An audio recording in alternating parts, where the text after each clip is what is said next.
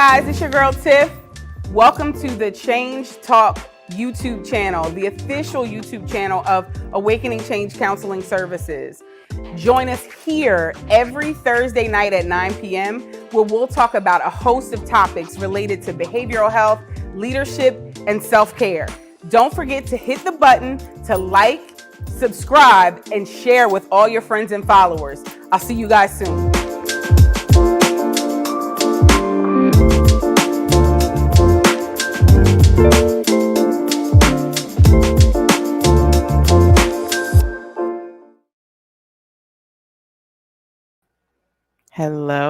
Hello. Welcome to another Thursday night episode of Change Talk. My Insta fam, it's been a while since we've connected. I've been doing a lot of interviews for the past month or so as part of our Survivor series, and so I haven't really been on Insta as much, but I'm glad to be back on Insta and want to say hello to all of our Twitter and YouTube and Facebook fam as well. If you have never participated on a Thursday night program with us before, let me introduce myself. My name is Dr. J. I'm the founder and CEO of Awakening Change Counseling Services in Cherry Hill, New Jersey. And on Thursday nights, I try to jump on and share some tips and topics related to self-care, behavioral health, things that I feel that I am fairly qualified to talk about. And I sometimes have guests, which is what we've had for the past couple of weeks as part of our Survivor series. And I'm so grateful for the folks that took some time out of their schedule to meet with us and share from their experiences. But tonight it's just me. And tonight I'm going to keep it fairly short and sweet. This is something that has been on my mind for a little bit now, for about 2 or 3 weeks. You guys know, if you follow me on any social media, that I'm really big on self-care. So much so that I wrote a book about self-care. It's geared specifically to Black women. It's called Reclaiming My Time, A Black Woman's Guide to Self-Care. And you can, if you have not already, grab a copy on our website, www.awakeningchange.org. And it just pretty much outlines some steps that you can take to develop a consistent and comprehensive self-care plan. And in the book, one of the things that I talk about is the power of setting boundaries, right? So if we're going to have a self-care plan that is comprehensive and it is effective and it is something that we are committed to and that we do with any degree of regularity, we're going to have to set boundaries. And part of setting boundaries means that you're going to have to practice the word no quite a bit. All right. So tonight I wanted to talk a little bit about just the power that those two little letters have, because a lot of times when you hear about setting boundaries or saying no, we most often think about that in relationship to others. We think about, we have to set boundaries with other people. We have to tell other people no. And that is true. But boundary setting starts with really telling ourselves no first. You can't begin to change behavior. You can't do something differently if you don't first realize that what you're doing, or in some cases not doing, is no longer serving you. And so the biggest no that I think sometimes we struggle with is the no we have to tell ourselves. And I'll explain what I mean by that. So in recovery speak, right? So my background, my introduction to the field of behavioral health was through substance abuse counseling and substance abuse treatment. And in that space, we talk a lot about stinking thinking, right? And how it's stinking thinking that leads to relapse, and that if we don't attack those negative thoughts that we have, then we're not going to be able to move forward. We're not going to be able to be productive. We're not going to be able to be our happiest and healthiest selves, right?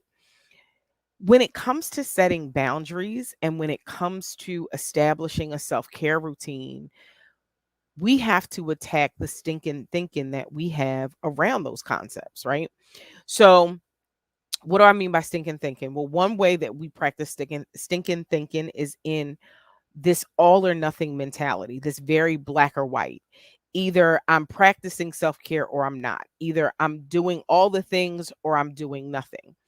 That's really detrimental, and we've got to stop that. We've got to tell ourselves, no, that's not a healthy way to be, because baby steps are still steps. As long as we're doing something, self-care does not have to be this grandiose, 10-page plan.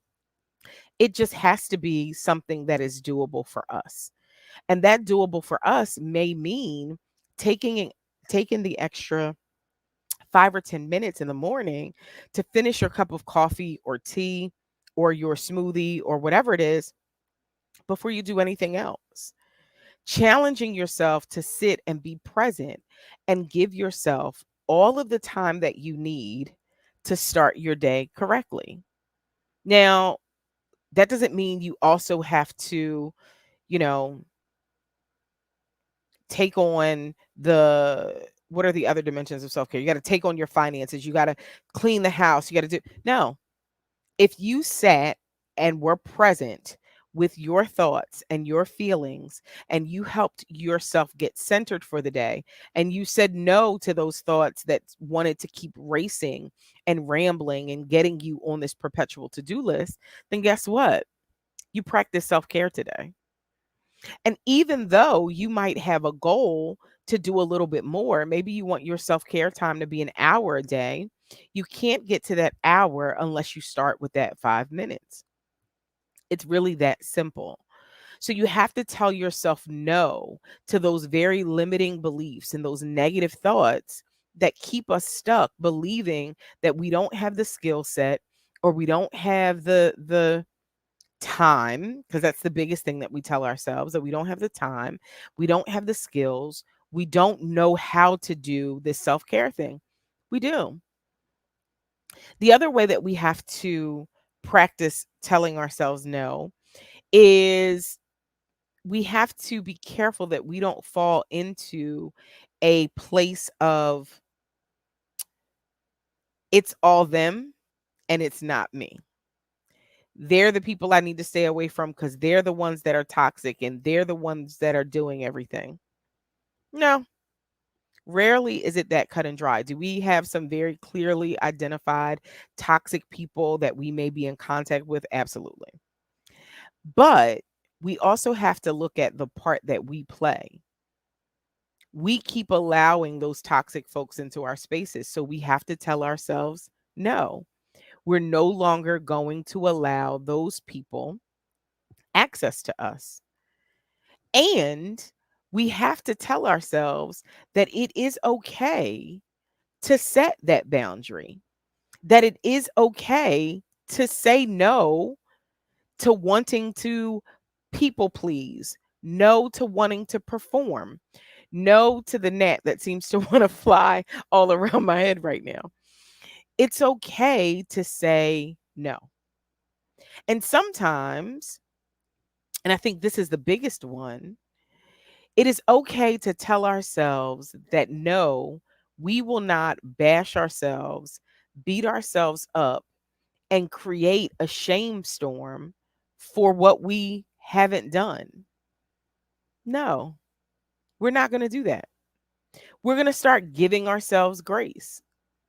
We're going to start listening to what it is that we actually want and need, and then showing up for that. And yes, sometimes that means looking the person in the mirror in the eye and telling them We're not doing this negative stuff today. We're not doing the stinking thinking today. We're going to find one thing to be grateful for. And gratitude is not a cure all. Let's be clear. Gratitude is not going to make everything go away, but gratitude gives us just enough gas in the tank for us to keep going to the next point. Everything's not going to be warm and fuzzy. Everything's not going to be sunshine and roses, right? But we have to challenge ourselves to show up for ourselves first so that then we can show up for the folks that we really do care about and not show up as much for the folks that aren't so good for us. Hey, how are you? So it's November. And literally, this year is the first time I've ever heard it put that way, that this is the time of year for us to start saying no more. And that sounds so opposite to what the messaging is that we are hearing around this time of year, right? Yes to the family gatherings, especially now that a lot of the restrictions have been lifted and we can gather in ways that, we couldn't in recent months. Yes to the gatherings. Yes to the meals. Yes to spending time. Yes, yes, yes, yes, yes. No. Because here's a little secret. For everything you say yes to, whether you realize it or not, you're still saying no to something else. So we know how to use the word no when it's convenient, when it is like we've had it up to here and we don't want to do it anymore. But what would happen if we got more fluent with using the word no? First, starting with that negative Nancy that lives inside of each of us, and then expanding that to help us set better boundaries and take better care of ourselves. Maybe, just maybe, we could be happier, we could be healthier, and we'd most definitely start taking better care of ourselves. So, we've got 12 days left in November. I really want you to think about, what are you saying yes to in your life? First, starting with yourself, and then with the other folks around you that really probably should be a no. Think about it.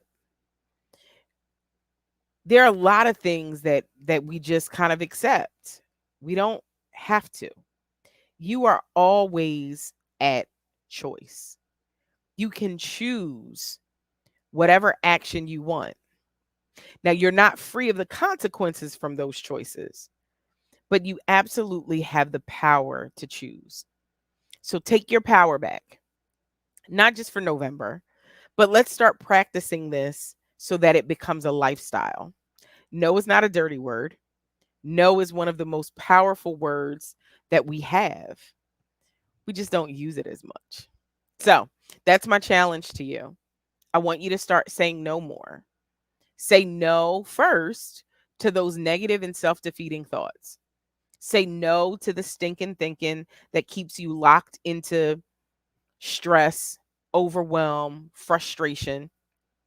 Say no to that first and watch how much easier it is to say no to the things outside of yourself that are no longer serving you. All right. Told you it was going to be short and sweet tonight. So thank you for joining me. I am going to be practicing saying no. And the entire month of December, I am taking a sabbatical. So we won't be here for Change Talk after today, because next week is Turkey Day. Um, so I would encourage you to go back, watch some of the other episodes, sit with those over the next couple of weeks as you move into preparing for this holiday season. Know that you are your greatest asset and you have to take care of yourself. If you invest in yourself, you will always, always see an awesome return. So I'm going to say no to working during the month of December, but I would love to hear from you guys. What are you saying no to? What is it that when you sit down and you think about it, you know you need to set some hard and fast boundaries around? Send me a message. We have a contact us form on the website, www.awakeningchange.org. And I would love to hear your feedback about the show. If you happen to catch the replay or if you happen to come in late, jump in, hashtag replay, jump in, comment, send me your thoughts. And I would love to hear. Thank you. I would love to hear from you. So start saying no more. Start with that person in the mirror. And I wish you a happy Thanksgiving, Merry Christmas, Happy Kwanzaa, Happy New Year. And I'll see you guys on the other side in 2022. Stay safe and be well. Thanks. Bye.